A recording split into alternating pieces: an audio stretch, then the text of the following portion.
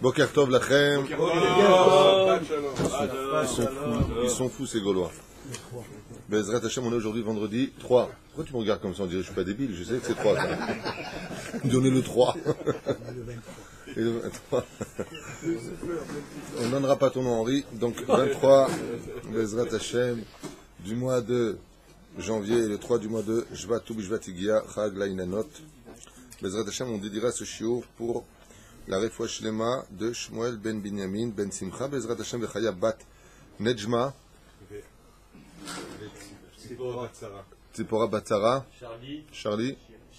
Shirley. Bat. Aouva Bezrat Hashem. Yehuda ben Eliyahu. Talia Bat Efrat Miriam Bezrat Hashem. Un grand bonjour à Stéphane. Shlomo ben Aziza. Gavra ben Khadji. Voilà, c'est un shiur sur les noms malades. Kabat Barina Bezrat Hashem. Zubina Refoua Shlema.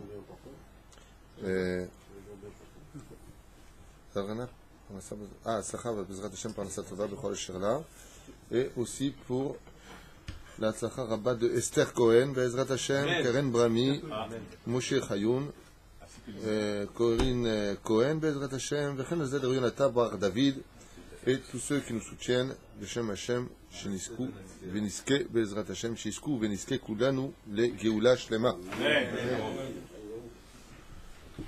Rabbeinu hier nous a un petit peu choqué sur quelques sujets. On fait deux conseils à lui et on fonce. Ir Sheshba Ganavim Beyadoua Sha'arav Oev Shohat. Alors, à Neuville-Olechem, une ville réputée pour être ses voleurs, tu peux être certain qu'il y a là-bas des rabbanim qui aiment le shohad, c'est-à-dire qui aiment être achetés, les pots de vin. Alors, à Neuville-Olechem. Ok? De Baria. C'est un clal? Non, mais par contre, ce qu'il faut vérifier, ce que j'ai vu dans un autre livre, c'est que si les élèves d'un rave sont voleurs, c'est des rabbinous qui enseignent ça, il faut vérifier le rave. En général, les bons rabbinim, quand ils ont des élèves qui sont sur ce chemin-là, ils disent, écoute, on n'est pas là pour juger, on est là pour s'entraider les uns les autres, Baruch Hashem. Aval, ça fait pas un bon pirsum. D'ailleurs, on a vu plusieurs Chilul Hashem, leur Halilul Alechem, quand tu vois des gens de la mafia entourés des rabbanim ou des gens qui font du mal entourés des rabbanim, on se dit mais à quoi les rabbanim ils se font acheter? C'est l'impression que l'on a, alors qu'en réalité pas vraiment. Tu peux avoir des vrais tzadikim comme comme Elisha, qui pouvait avoir comme Mesharet Gehazi, par exemple. Pourquoi? Parce qu'il y a marqué que les mouches, si je peux me permettre le machal, n'adhèrent là où il y a du miel. Et pourquoi? Parce que très souvent, les gens qui ont mauvaise conscience adhèrent par amour à des gens de bonne conscience pour retrouver une conscience dans leur inconscience. Ça veut dire qu'ils seraient prêts à tuer n'importe qui. Et attention, tu trouves sur la Torah. D'ailleurs, la preuve en est que très souvent, les gens qui font le plus de mal à autrui sont très souvent des gens qui ne cessent de juger et de jurer sur la Torah. Ils jugent les autres constamment et ils jurent sur la Torah, comme si que la Torah était la chose la plus sacrée à leurs yeux. Alors dans ce cas, arrête de faire du mal. C'est pour ça que c'est pas évident. Et c'est pour ça qu'il faut faire aussi très attention par rapport aux Talmidei Chachamim et leurs élèves. Parce que souvent, on dit maintenant, mais c'est qui ton rave? Eh ben, dis donc, il est au courant que t'es comme ça? Ça peut toucher vraiment la personne et atteindre, je dis bien, le Chilul Hashem. Ça peut arriver jusque-là. On a le droit par contre de voler l'esprit de l'autre, c'est-à-dire de lui faire croire quelque chose pour sauver une âme juive. Comme Nina Shamaim, on va le commencer tout de suite, la paracha de la semaine, où on a fait croire à Pharaon que nous partions pour 3 jours, alors que nous comptions partir pour ne plus jamais revenir. Dans ce cas-là, le pied halacha, le rechagav, c'est ken muta. La tzil nefesh mi Israël, pour sauver une âme juive, les choses sont permises. Voilà. Vayomer, donc on avait commencé hier, on s'est arrêté là. Vayomer Hashem el Moshe nete yadecha al Hashamaim ve'yir choshech al. On avait commencé les sauterelles. D'accord? On avait commencé de parler des sauterelles, Be'ezrat Hashem. On avait vu que le plus grand des miracles qui avait lieu, c'est que la Maca précédente avait quand même laissé de quoi nourrir la Maca à Ba'a. Alors, ויושב אהרון פרעה ונאמר עליהם, לכו עבדו את השם אלוקיכם, ואם הם לא הולכים, non, c'est encore avant, alors כנראה, c'est un arrêt. Oui. כי אם מאן אתה לשח את המין, אני מביא מחר הרבה בגבולך, on avait vu comment cher Rabbeinu a pris lui-même l'initiative, vous vous rappelez, de donner la makat arbe. Je lui ai jamais demandé une chose pareille. Il dit pourquoi? Il dit pour enseigner que les rabbanim, gozrim, vers Kadosh Baruch Hu mekayem, quand les rabbanim, Baruch Hashem, les grands, font des xerot, alors Kadosh Baruch Hu, olech les fils, vechissa et en haaretz, velo yochal lirot et haaretz. Et ici, il nous dit ici, carrément, écoutez bien, vechissa et en haaretz, velo yochal lirot et haaretz, vachal et yeter apeleta. Donc, on était ici dans une situation où on ne pouvait pas voir. D'accord? Top. Et donc elles vont rentrer, elles vont faire, et à la fin, Pharaon lui dit,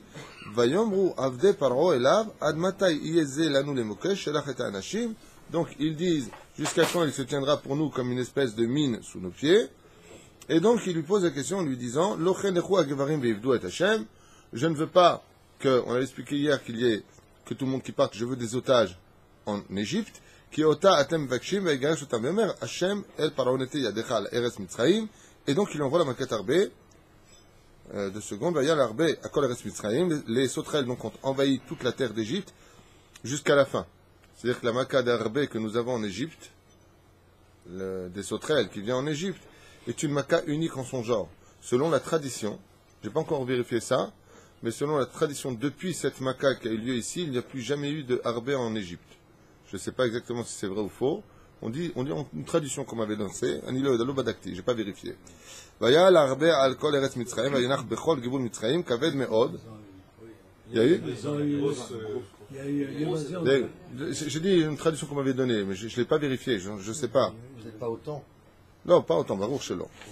Lefanav lo ayachen arbe kamru acharav lo yeken. Voilà, non, pardon. Ici, il dit, il n'y a pas eu autant d'épidémies de sauterelles, et il n'y en aura jamais plus autant.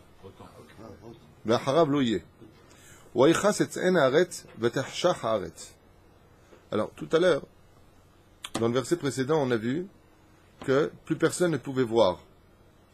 Dans l'Orahama, on a expliqué qu'en réalité, les sauterelles qui avaient envahi l'Égypte aveuglaient les Égyptiens. Ils avaient un dard et un poison qui les mettaient dans cette situation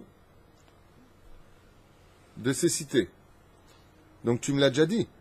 Pourquoi tu as besoin de me redire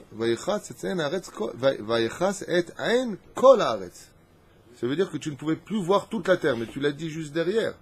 Alors pourquoi une répétition?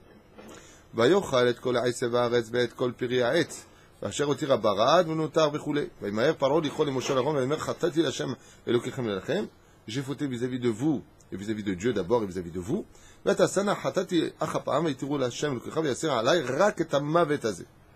Retirez-moi uniquement de moi et vite cette mort-là.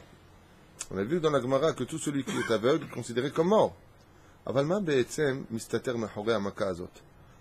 Qu'est-ce qu'on peut comprendre de cette maka-là? Le Sefer Mrechen avait expliqué que, en réalité, la plaie de l'obscurité en Égypte, c'était Dafka la plaie des sauterelles. Jusque-là, ça va? Très bien. Imken, quand on voit ici qu'on avance, que Moshe Rabbeinu envoie la plaie du Choshech, une plaie dont on va parler un petit peu quand même, et il fut un Choshech épais dans toute l'Égypte, épais comme quoi? Comme un dinar. Gematria d'ailleurs, du mot qui est marqué ici, c'est Gematria dinar. Et ça, j'ai dit. Pourquoi? Dinar, c'est une pièce qui était épaisse. C'est une obscurité qui était épaisse. Alors la question que posent les sages, ils disent, mais je ne comprends pas. Si là-bas il y a marqué Vatachshich Haaretz, pourquoi il y a marqué ici Choshech? Est-ce qu'on a besoin de 2 plaies qui se correspondent? Ou El Chidouche? Il y en a qui ont dit non. Dans le premier, on t'a parlé de la plaie du Choshech pour toute l'Égypte elle-même. Mais non, dans la deuxième, on nous parle d'un Choshech où il y avait de la lumière chez les Hébreux. On verra exactement de quoi est-ce qu'on parle. Aval, la plaie en elle-même, c'est la même. Tu viens, tu fais plaie Choshech, Vatachshich Haaretz. Toute l'Égypte était dans l'obscurité. Alors c'est quoi l'obscurité? Parce qu'il y en a un qui est palpable, l'autre qui n'est pas palpable. C'est ça le truc. C'est ça le inyan. Et là, Shamrou Chazal, chez Béhémet, il y a une grande différence entre la 7e plaie et la 9e plaie, la 8e et la 9e plaie. Laquelle? Il dit qu'en réalité, la vraie plaie du Chocher, ça a été la plaie des sauterelles. Et que la plaie qu'on appelle le Chocher lui-même, ça a été la plaie de l'opposé du Chocher qui s'appelle le Chocher de ceux qui sont Réchaïm. De quoi est-ce qu'on parle? Vous allez comprendre. Ça vous intéresse? Boni Rebeyachad. Botiru Bamilim. Vayi Chocher Hafela Bechol Eretz Mitzrayim. Donc la plaie ici, la 9e plaie, est une obscurité absolue. Shloshet Yamim. Pourquoi 3 jours? Normalement, toutes les plaies duraient au minimum 7 jours. Toutes les plaies en général. Il y a marqué sur ça, certes. Mais celle-là, la Torah tient à nous dire. Il n'y a pas marqué pendant une semaine, pendant un mois. Il n'y a pas marqué. Ici, on vient nous dire Shloshet Yamim, 3 jours. Et pourquoi? Il y a 3 jours et 3 jours d'abord, c'était. C'est 3 jours et 3 jours. Mais pourquoi on vient nous le dire ici 3 jours? Les enfants d'Israël, on a parlé de ça, que il y avait les enfants. Il y en a les Réchaïm. Non, je parle de jours. On ne parle pas de conséquences, de cause et d'effet. Alors je vous dis directement ce que disent les sages sur ça. Ils disent que, en réalité, pourquoi la Torah a-t-elle besoin de nous le préciser 3 jours? Parce que cette plaie n'est pas finie. Cette plaie du Chocher reviendra à la fin des temps. Il y aura un bilboul dans le monde, il y aura une obscurité dans le monde, dans les yeux des gens, on ne verra plus rien. Et pourtant, on ne voit pas le Chocher, tout va bien. Donc on parle d'un Chocher qui est différent de tous les autres Chochers que l'on connaît. L'ora'u ishet ahiv. La Chassidoute enseigne, et l'un ne pouvait pas voir l'autre. Ma peroucha davar, qu'il n'y a pas une plus grande obscurité dans ce monde quand tu n'es plus capable de voir ton propre frère. Quand tu ne vois pas la douleur de ton frère, la souffrance de ton frère. Quand tu n'es plus capable de voir Velora'u ish et ahiv, l'homme n'est plus capable de voir son frère. Et ça, je vous dis, dans la Chassidoute, il n'y a pas une plus grande obscurité au monde que cela. Ça s'appelle l'égocentrisme, l'égoïsme. Lokamu velokamu ish mitahtav shloshet yamim. Ot pa'am. Ils n'ont pas pu se lever shloshet yamim. C'est-à-dire que vous savez que dans le Midrash, on nous apprend que cette obscurité était tellement forte qu'elle était comme de la pâte à modeler qui durcissait. Perouch Adavar, que si par exemple une personne était en train de se lever, imaginez qu'il est en train de se lever, pendant 3 jours d'affilée, il ne pouvait plus bouger une oreille. Il ne peut pas bouger. Là où il était, comme il était, tel qu'il était, il était scotché, tel quel. C'est-à-dire que l'obscurité ne pouvait pas le laisser, ni évoluer, comme un moule. Imaginez qu'une personne se tienne, on met du ciment autour de lui. Le ciment sèche, qu'est-ce qu'il peut bouger? Kachaya matzav. On n'a même pas notion de quoi on parle. Essayez de tenir dans une position pendant une journée entière, on en parlera. Pendant 3 jours, ils ont subi cela. Ulchol bene Israël, aya or bemoshvotam. Eux, ils avaient de la lumière dans leur maison. Et ça, je dis, mais pourquoi tu me dis, eux, ils avaient de la lumière. Arrête le Chocher.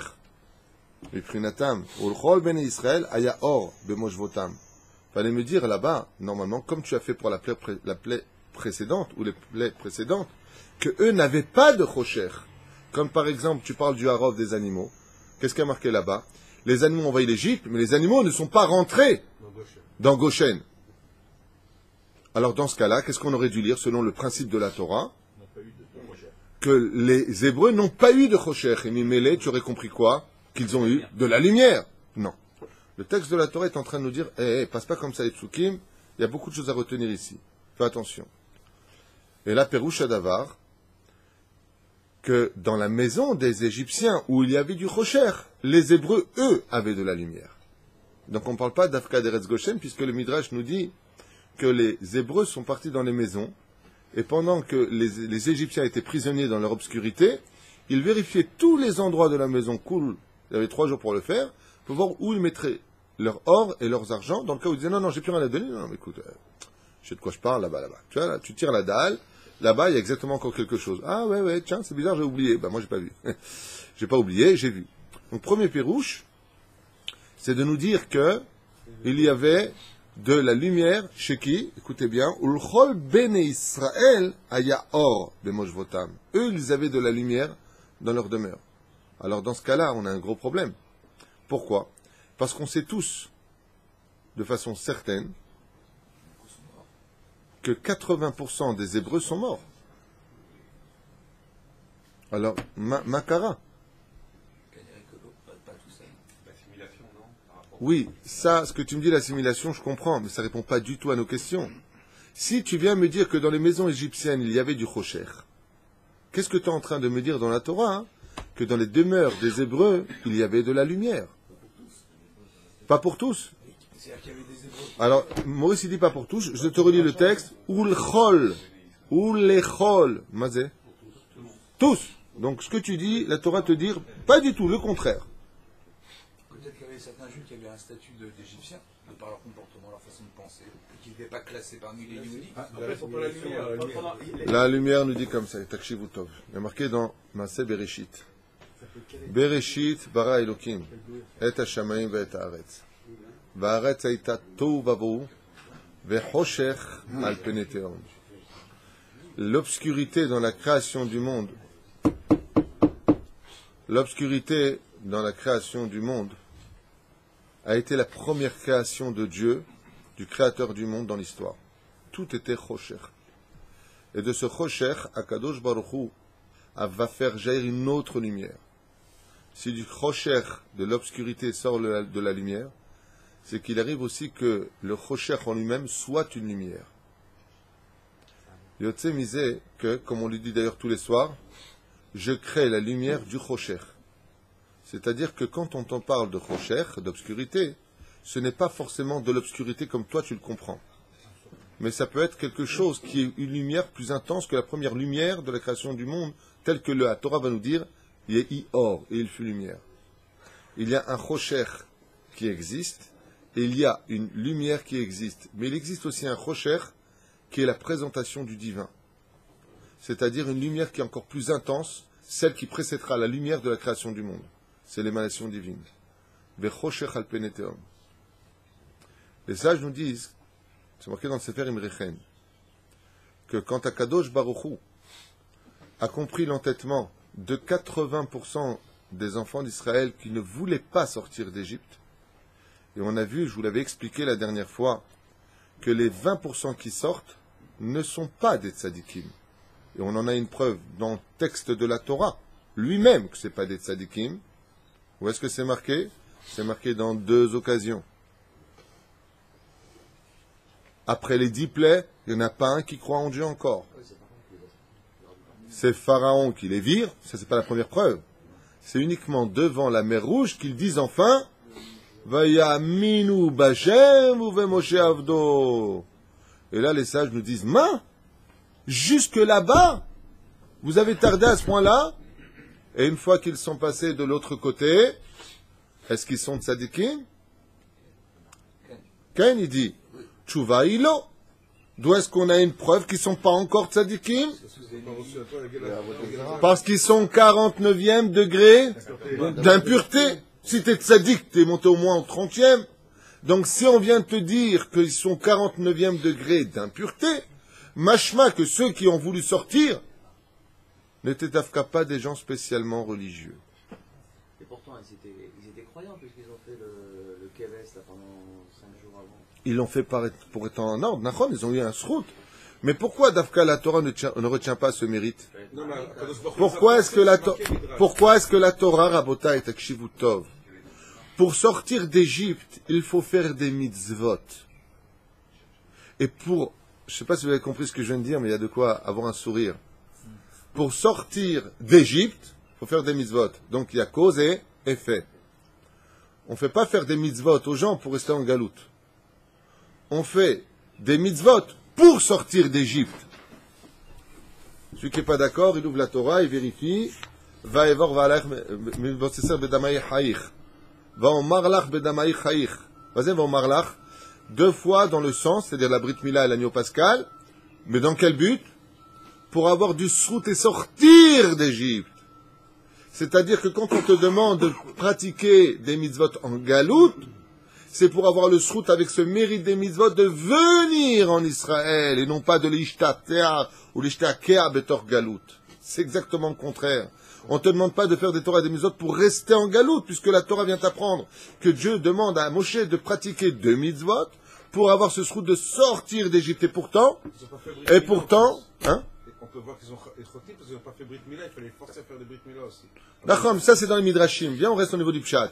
Quel srout on retient? Regardez bien, Gvirota Veravota Takshivu Tov. Quelle route on retiendra de la sortie d'Égypte pour les enfants d'Israël qui protégeront les enfants d'Israël jusqu'à la fin des temps? Non. Non. Oui, tout ce que vous dites est vrai, mais c'est pas la raison. C'est pas la raison que la Torah retient. Ah, les 4 choses pourquoi sont sorties. Non. Ils sont précipités. Non. Ils ont gardé le chemin qui Ils se sont pas précipités, on les a mis dehors, ils n'ont pas eu le temps. Hein? Ah, oui, ça c'est le souvenir de Dieu. Je me suis souvenu d'un Yaakov, Parashat Vaïra. Vous comprenez pas la question. Ils ont suivi Moshe. 4 raisons ils sont sortis parce qu'ils avaient gardé leur nom hébreu. D'accord, je parle pas de ça. Ils avaient du mérite. Pourquoi la Brit Mila c'est pas un mérite? Là, parce qu'elle c'est pas un mérite. La preuve en est, pendant 40 ans, on a vu que dans le désert, dans le Soda Hashmal, qu'ils n'ont pas fait Pessah. Ils ont fait la deuxième année Pessah, Vézéou. Pourquoi? Parce que Pessah se vit en Israël, le Korban Pessah se vit là-bas. La première fois, ils ont été emmenés à Al-Kanfe Nesharim, selon Yonatan Menouziel, Vechoulé. Mais les prophètes nous le disent.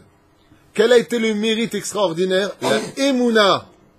L'Erter Aharai Bamidbar Be'eretz Lozerua. C'est le seul mérite qu'on ait retenu au peuple d'Israël quand il sort d'Égypte, Rabotai. Et sûr qu'il y a eu d'autres mérites. Mais le mérite qui va nous accompagner jusqu'à la Géoula finale. Vous êtes venus derrière moi sur une terre aride. L'Erter Aharai Bamidbar Be'eretz Lozerua. Là-bas, on ne pouvait pas semer, ça veut dire. Vous êtes venus dans le désert, vous m'avez suivi. C'est par ce mérite-là que je vous donnerai Eretz Israël. Et ce mérite-là nous tient jusqu'à la fin des temps. La Brit Mila, Rabotai, n'a pas démarré d'Égypte. Elle a démarré avec Abraham.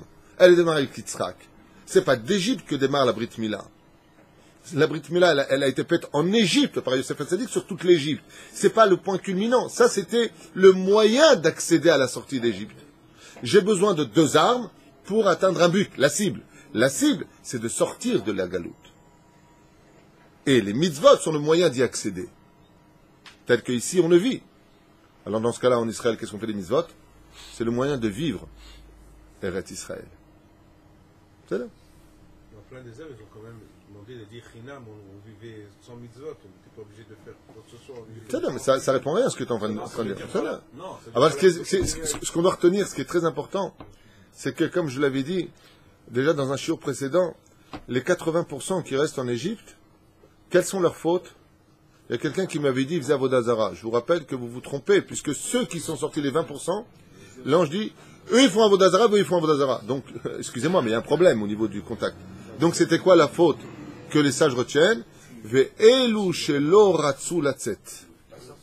Ils ne voulaient pas sortir. On est bien en Égypte, donc ils ne voulaient pas sortir.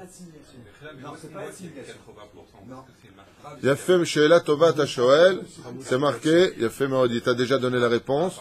Il se trompe. Chut. Bon, vous réglerez ça dehors s'il se trompe. C'est l'assimilation, non? Il ne voulait pas sortir. C'est l'assimilation, Adam. On peut être religieux et ne pas vouloir sortir. Tov. Dafka là-bas, Si on est religieux, on n'est pas assimilé. Dafka là-bas, une fois de plus, Bisiata d'Ishmaya, on voit que ici, la seule chose qu'on ait retenue, donc si vous avez Vodazara, ceux qui sont sortis, alors qu'est-ce qu'on pouvait reprocher aux autres? Kipshuto l'oratsulatset. Et pour ne pas humilier cette situation où Moshe, le libérateur, vient en disant, Rabota, il est temps de comprendre qu'on a fini de ramasser des nitzotzot en galoute. C'est fini le ramassage des nitzotzot. Ça y est, c'est fini. Maintenant, on peut partir. Et la Torah nous le précisera. Vous avez fini là-bas, c'est pas la peine de retourner. Avec Akadosh Baruchu, à Nivelo Malach, à Nivelo Saraf, à Nivelo Shaliach, je suis moi-même Ani Hashem, vous ne voulez même pas encore sortir? Oui, c'est bon parce qu'on est habitué, on est bien, on s'est habitué à la situation. Amar Akadosh Baruchu, Kipshuto, qu'à partir de ce moment-là, je préfère cacher la honte. Ça veut dire quoi? Les sages nous disent que Akadosh Baruchu, Ishtabar Shemo La'ad, il a eu honte de la conduite des enfants d'Israël à cette époque. Quoi, je viens vous sortir, vous restez? Je préfère que les Égyptiens ne voient pas que je vais vous prendre. Quel rocher il a amené? C'est pour ça qu'il a remporté le tour de Pharaon jusqu'à là. Non. Alors ça, on a fait un cours hier sur ça. 5 premières plaies, il a laissé faire. Dieu emmène l'homme là où il veut aller. Tu t'endurcis le cœur, je vais t'arranger l'histoire, je vais t'endurcir jusqu'au bout, j'en ai besoin maintenant. Ça, c'est le jour d'hier. Non. Et là, les sages nous disent comme ça. La question d'origine qu'on a posée, c'est pourquoi 2 plaies identiques? Vatarcher, vatarchar. Chocher, c'est chocher. Azma tarotse. Il a fait merde. C'est qu'en réalité, Akadosh Baruch Hu, Ani Velo Malach, c'est pas un ange qui est venu. c'est moi qui suis venu vous prendre. Akadosh Baruch Hu Itgala Be'or Haganuz. La lumière de la création du monde a envahi l'Égypte. Et là, ce qui s'est passé, c'est que pour ceux qui étaient là-bas, ils ont affaire au vrai Chosher. Aval, Betzel, Olchol Israël, tout Israël a eu de la lumière. Ceux qui ont voulu sortir du pays d'Égypte ont profité de cette lumière. Ceux qui n'ont pas voulu sortir du pays d'Égypte sont morts dans la lumière. Ulchol Bene Israël. C'est-à-dire qu'en réalité, la première plaie dont on parle, du Harbé, c'était vraiment le plus du Chosher, tu voyais rien en Égypte. Tu voyais tout noir. C'est la différence qu'il y a. Il y en a qui disent Bichlal même pas comme ça. Il y en a qui disent qu'en réalité, même chez eux, c'était du Chosher. Les Égyptiens, c'était la lumière du premier jour. Eux sont restés bloqués, stupéfaits. Ça ne les a pas spécialement retenus. Mais tout simplement, ils étaient en... Mais quand les Hébreux ont vu la Shrina, elle-même, le roi des rois, venir là-bas en disant, vous ne voulez pas rentrer en Israël, le plus beau cadeau que je vous ai fait, Metou B. Vous connaissez la suite? Boucha. Ils sont morts de honte. On avait dit que référence, c'est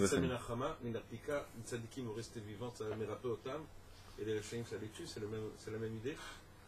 C'est ce qui a marqué, effectivement, ce que tu viens de dire est marqué dans Masechet Avodah Zarah, Bedav Gimel, Bedav Bet, Amud Bet, ou Gimel, si tu préfères.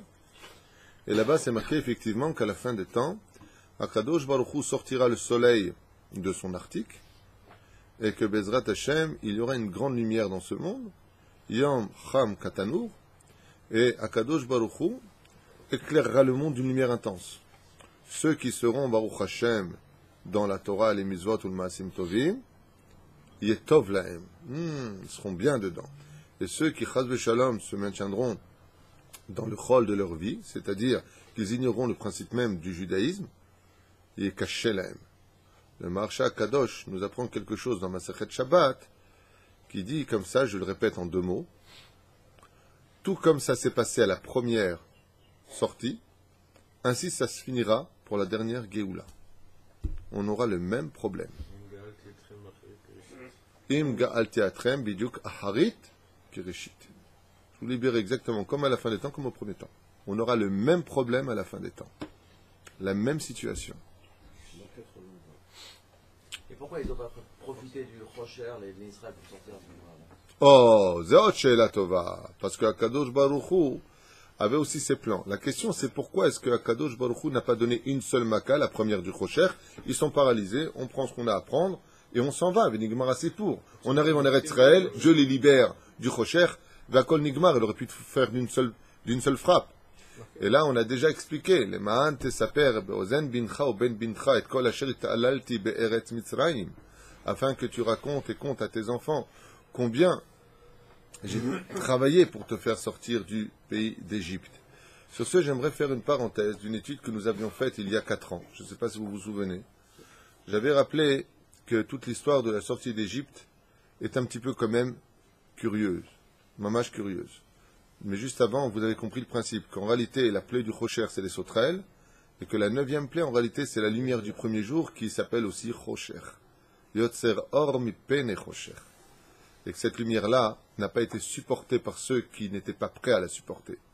C'est pour cela que quand on évolue dans le monde de la Torah, il faut être prêt à supporter la vérité, il faut se conditionner à cela, et c'est pour cela que dans, par exemple, le monde de la lumière, de la Kabbale, est-ce que tu es digne de recevoir cette Kabbale, est-ce que tu es digne de recevoir cette étude? Il faut être digne de recevoir le Créateur du monde. Et c'est toujours la même chose, c'est souvent comme ça, ce sont les gens les plus éloignés, Sylvain Israël dit ça, qui comprennent des fois les messages les plus clairs de l'histoire face à des gens qui sont dans l'étude de la Torah. C'est incroyable que Dafka, notre sainte Torah, Baruch Hashem, et je ne fais pas d'allusion aux rabbinines de France quand je dis ça, ou d'ailleurs, hein. Baruch Hashem, encore je le dis et je le répète, ils ont fait du bon travail jusqu'à aujourd'hui, mais Bezrat Hashem, chez Géoula Shlema, j'ai reçu beaucoup de mails de familles qui m'expliquent leur situation, et c'est vrai que quand tu vois du cas par cas, il y a une femme qui a écrit que Dieu la bénisse, je lui ai donné mon numéro de téléphone, si on peut l'aider à faire ça, Alia, 3 enfants divorcés, pas un sou devant elle. C'est pas évident de prendre un billet d'avion et de venir. On parle pas de ce genre de cas, ni des gens qui ont des difficultés. Au cas par cas, je parle. Aval mitzat sheni, tzachim lazouz. on est obligé quand même de bouger petit à petit, aval chavim be'ezrat Hashem, de bouger, quoi qu'il advienne. Alors, le choshech, c'est le choshech. La lumière, c'est la lumière.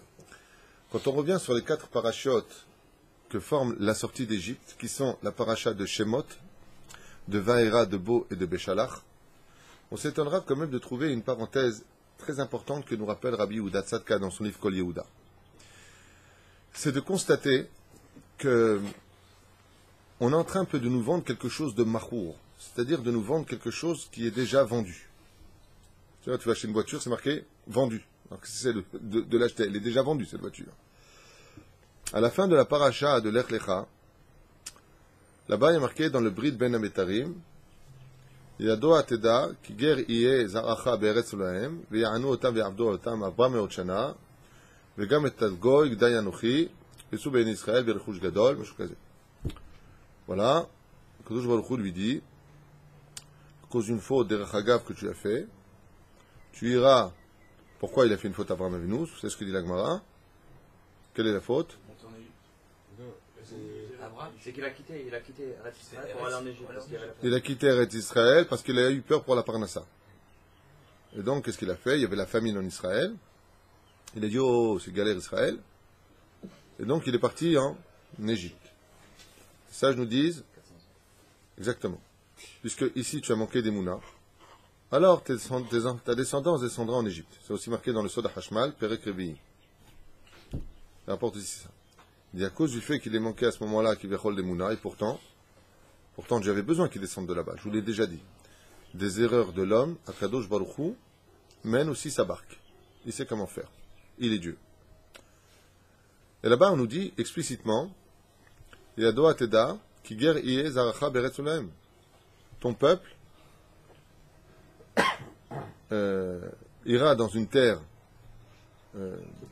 qui n'est pas à eux, étrangère, c'est le mot que je cherchais, et là-bas ils seront mis en esclavage, mais ne t'inquiète pas, ils sortiront avec de grandes richesses. Cette parenthèse que je vais vous faire de Rabbi Yehuda Tzadka est pour moi le nombril de toute l'histoire de la sortie d'Égypte. Rabbi Yehuda Tzadka, il dit, qui était Rosh Yeshiva de Porat Yosef, il dit, mais c'est quand même curieux, si tu es en train de me dire ce qui s'est passé en Égypte et ce qui en sortira de l'Égypte, déjà dans la 3e paracha du livre de Bereshit, qu'est-ce que tu es en train de me vendre dans le 2e livre de la Torah en faisant un chidouche qui viachol? Waouh, regarde ce qui se passe. C'est vrai que dans l'absolu, c'est faux. On a le titre ici et on a le détail de l'autre côté. Ça va? Et là, on met Rabbi Yehuda Tzadka. Le comportement de 2 personnages ici présents demande réflexion. Le premier comportement incompréhensible, c'est celui d'Hachem. Les voies de Dieu sont impénétrables. Ça, je le veux bien. Mais Dieu nous a appris que sur certaines données, il a une ligne de conduite qu'il ne quitte pas. Laquelle? Celle d'Avraham Avinu, qui renvoie son fils Ishmaël dans le désert. Ishmaël est sur le point de mourir, et les anges disent, il faut qu'il meure. Et voilà que Dieu répond, comme le précise Rashi, Ba'asher Usham. Qu'est-ce qu'il est maintenant? De là, les sages nous apprennent que Dieu ne juge l'homme qu'au présent. Jamais au futur. Jamais au futur. Et pourtant, Dieu sait tout. Seulement, il dit, Ba'asher Usham. Cela nous sauvera la vie tous les jours de Yom Kippour, quand les anges accusateurs à la veille, à la sortie de Kippour diront, mais tu vois, ils ont demandé pardon, mais ils font des fautes. Il dira à Kippour, mais qu'est-ce qu'il est maintenant? Maintenant, il est tzaddik. Alors il dit, comme j'ai fait pour Ishmaël, je fais pour eux. Aval, on apprend une conduite d'Hachem, c'est que Dieu ne juge qu'au présent, jamais au futur et jamais sur l'imagination. Jamais.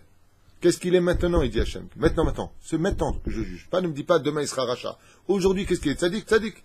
Rashi, regardez bien le texte, dit d'Ishmaël, quelque chose d'incroyable. Rashi sur place, qu'est-ce qu'il dit? Ishmaël, qu'est-ce qu'il est? Tzaddik. Qui be'otorega tzaddikaya. Car au même moment, il était tzaddik. Oh. Oui, il était en train de pleurer, vous êtes chouva. Très bien. Chazak ou Baruch.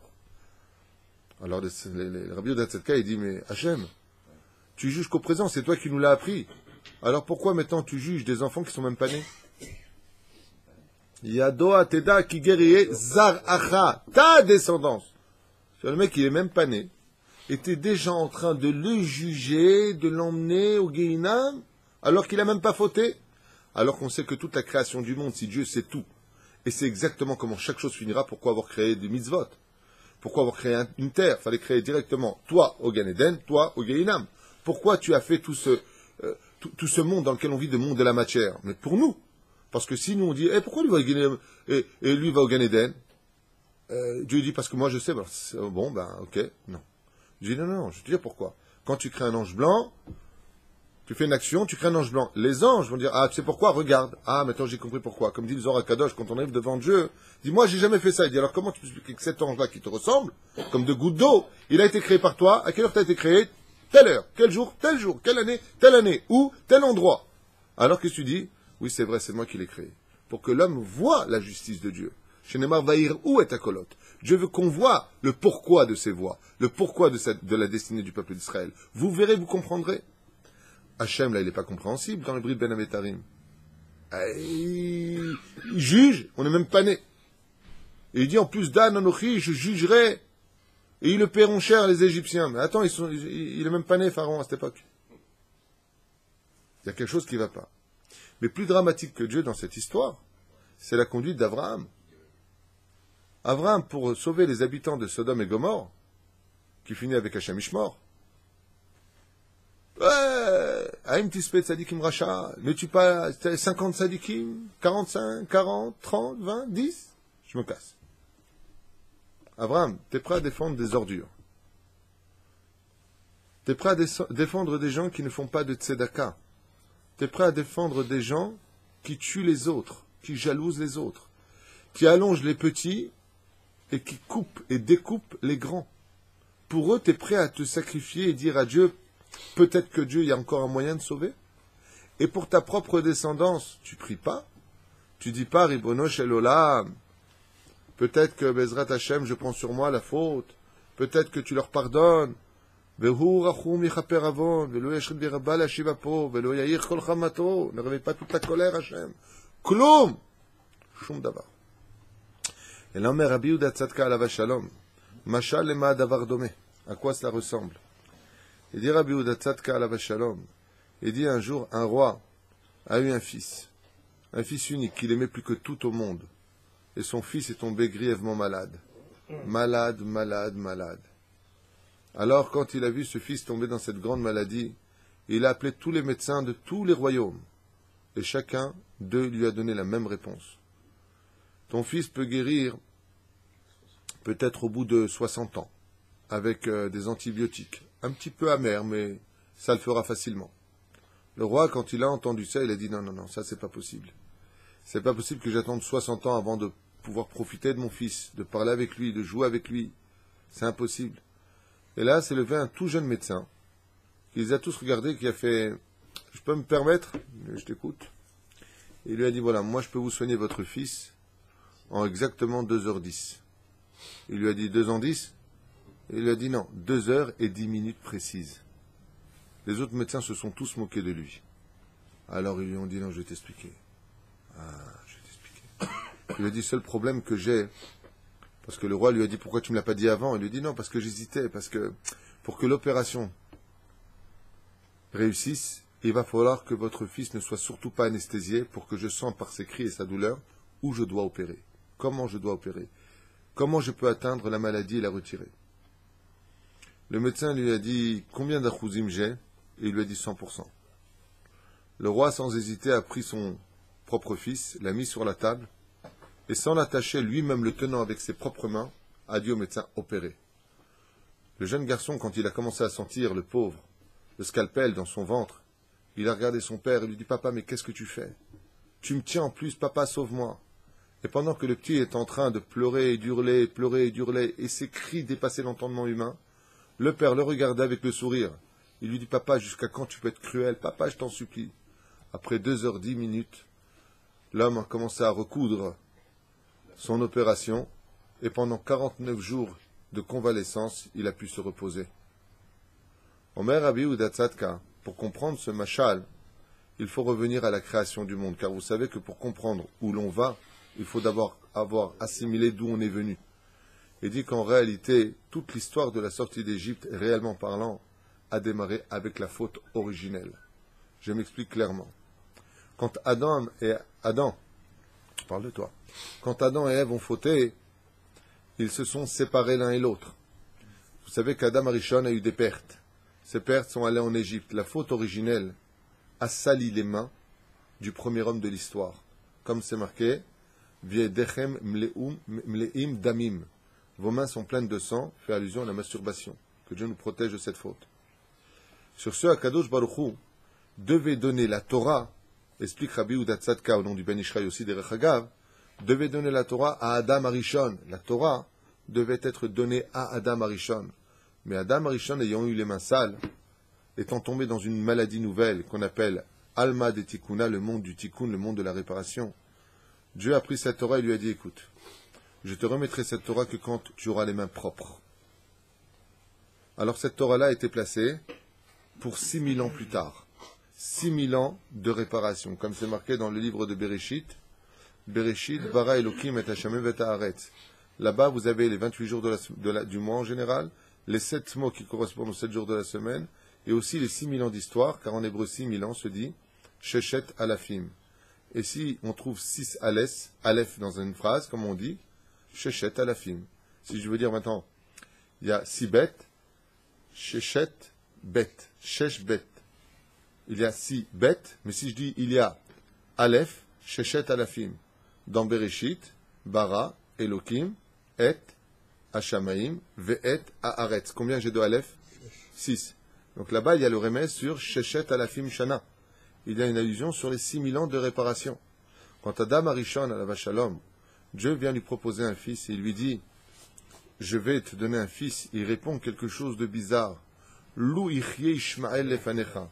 Si c'est pour me donner un fils, j'ai déjà Ishmael. Qu'est-ce qu'a voulu dire Abraham par là? Abraham dit Rabbi Yehuda Tzadka a voulu dire à Dieu, si tu me donnes un fils pour qu'on ait la Torah dans 6000 ans, j'ai déjà un fils qui peut respecter les 7 lois noachides. J'ai pas besoin d'un deuxième. Zeperush Adavar.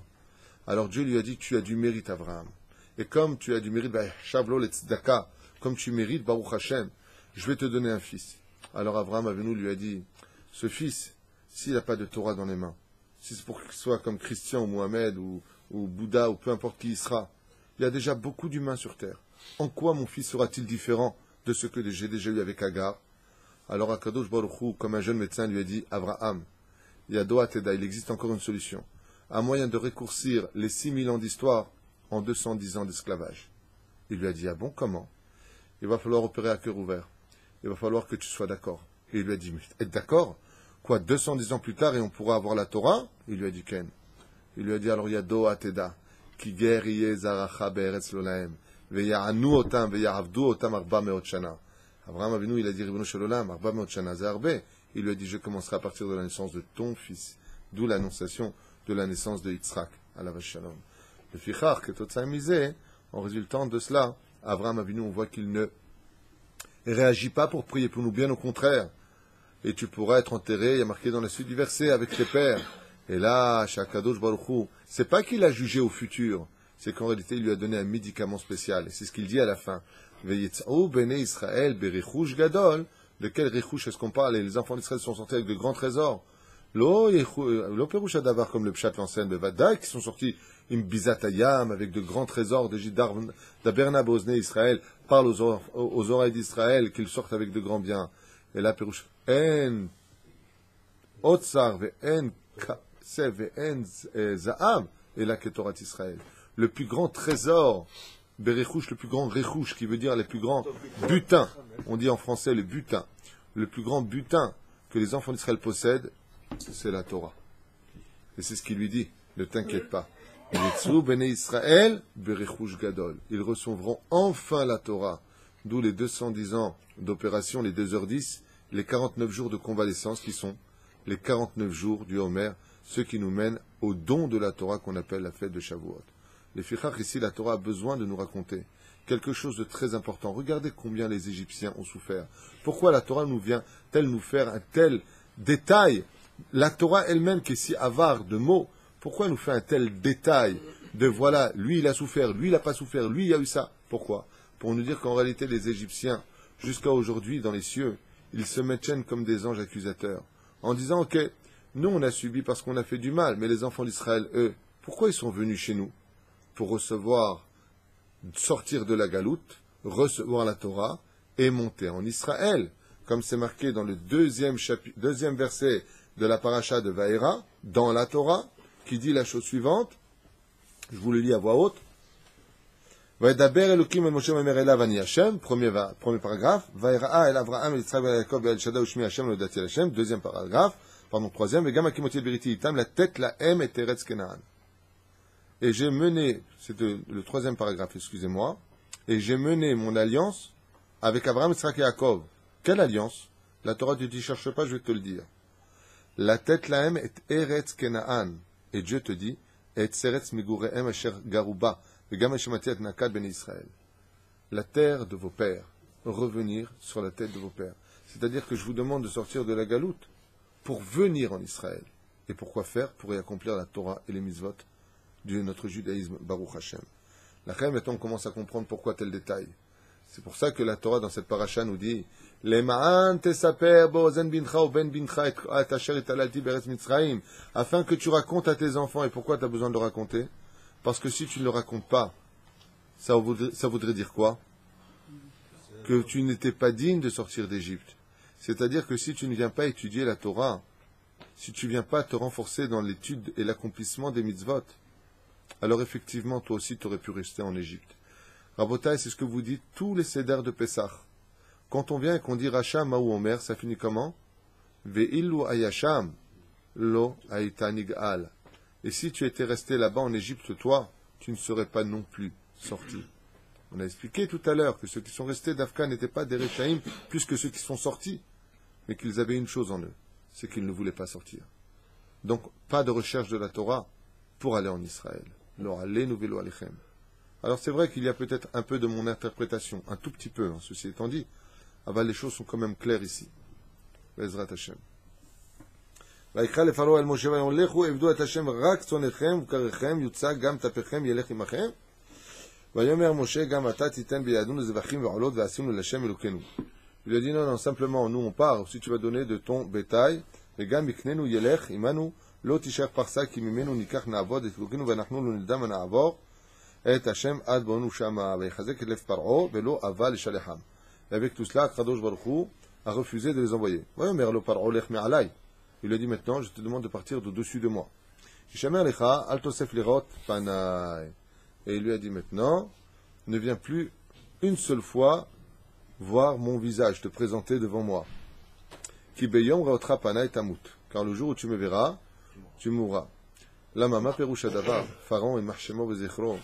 Il s'était tellement enquis de Tum'a, qui a marqué dans le judaïsme, comment on peut dire, le jour où tu me verras, tu mourras. Alors, Pharaon avait peur de Moshe Rabbeinu. Pourquoi il avait peur de lui? Pourquoi il n'a pas tué Pharaon Moshe? Il a essayé. Son cou est devenu comme Yaakov du marbre. Mais pourquoi il ne fait pas une flèche ou quelque chose? Pourquoi il n'essaie pas de le tuer avec des kishoufim? Et ça nous dit parce que Pharaon savait que Moshe Rabbeinu pouvait tuer à distance. Par le nom, le Shem Forash. Il peut tuer à distance. Donc il avait peur de lui. Alors dans ce cas-là, pourquoi ici tu dis, si tu me vois encore une seule fois, tu mourras? Après avoir subi autant de tannées, quand on perd 9 combats, on ne se permet pas de dire à l'autre, tu me recherches, je te mets au KO. Mais KO de quoi? Tu n'as pas arrêté de perdre. Alors de quoi tu veux être KO? Et là, Péroucha Davar, chez Pharaon, il savait un secret extraordinaire. Oy vavoy, comme on dit dans les Tahanunim, au nom de Zohar Kadosh, malheur à celui qui regarde le visage d'un rachat. Celui qui regarde le visage d'un rachat, la Toum'a qui est sur le rachat, il peut sauter sur son visage à lui. Pharaon est arrivé à un tel degré d'impureté, il s'était tellement renforcé dans la Toum'a, qu'il lui a dit maintenant, si tu viens, tu essaies de me revoir avec ce que je vais faire sur moi, la Toum'a qui sera sur moi pourra sauter sur toi et te rendre mort. La Kavana te retirer toute ta Kedusha. Rien à Marlokacha. Omer Moshe, Ken Dibarta Osif Od Reot Panecha.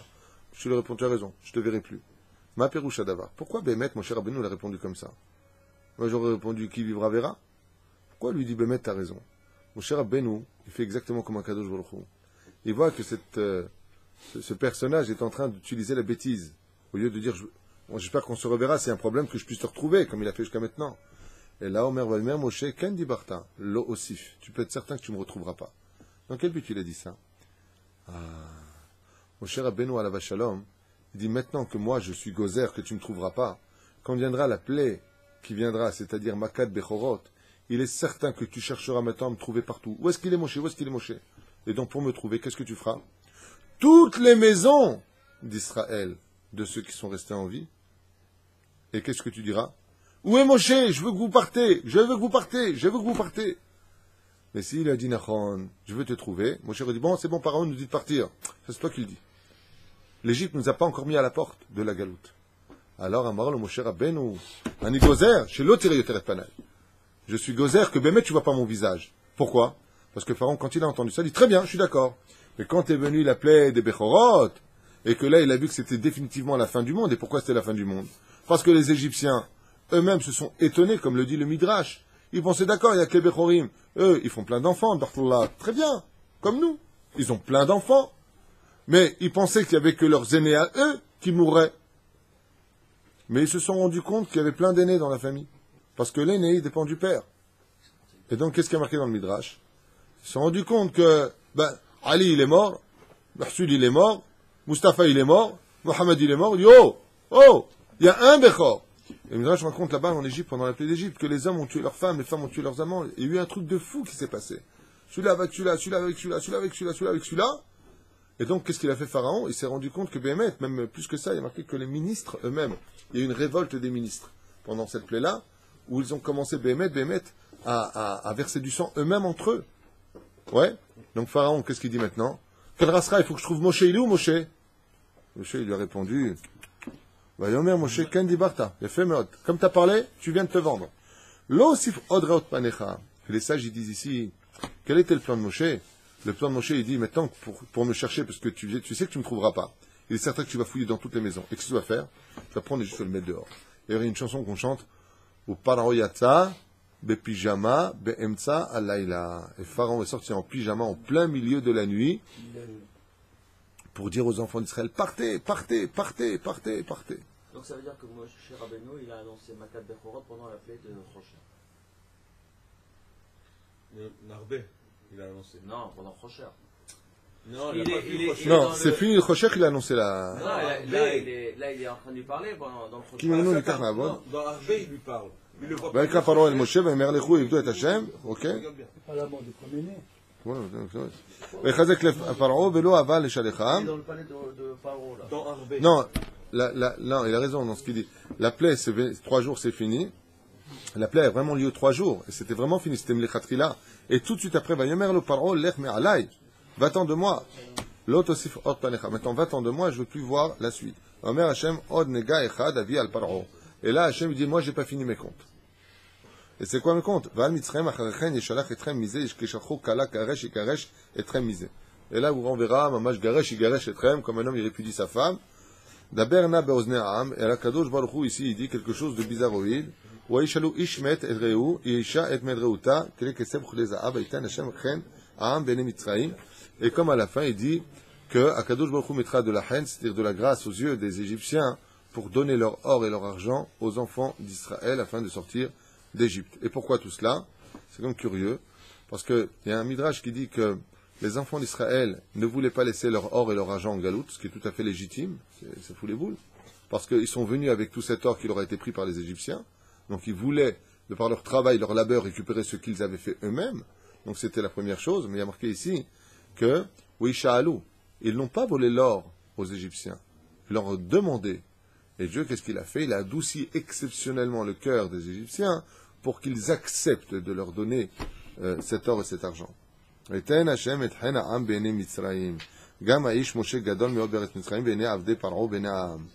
même Moshe, Baruch Hashem, était un grand, Bezrat Hashem, aussi bien aux yeux des Égyptiens qu'aux yeux du peuple d'Israël qu'aux yeux de tous les Égyptiens. Les Chalou, c'est aussi prêté. Alors c'est marqué quoi? Dieu leur a demandé, vous pouvez prêter. Ça peut se lire dans les deux sens. Dans leur ordre.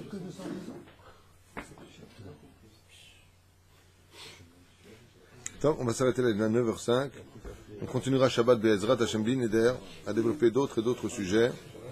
Mais n'oubliez pas juste un détail, c'est ce qui a marqué de très très beau, c'est que c'est au milieu de la nuit qu'est sorti Pharaon pour nous sortir, et c'est au matin qu'on est sorti. Et les sages ils disent, Bémet, pourquoi on a attendu le matin pour sortir? Quand une maison brûle, il faut sortir dès que ça brûle. Pour voir que tout le monde, Dieu les a Arrêt, on était au 49e degré d'impureté. Et si Chaz Shalom, on était resté encore une seule seconde de plus, on aurait atteint le 50e et donc on n'était plus sauvable. Et là, Amar Akadosh Baruch Hu, si vous sortez la nuit, ils diront de vous, vous êtes sortis comme des voleurs. Et là, Ratzak Akadosh Baruch Hu, qu'ils sortent Be'or Hayom.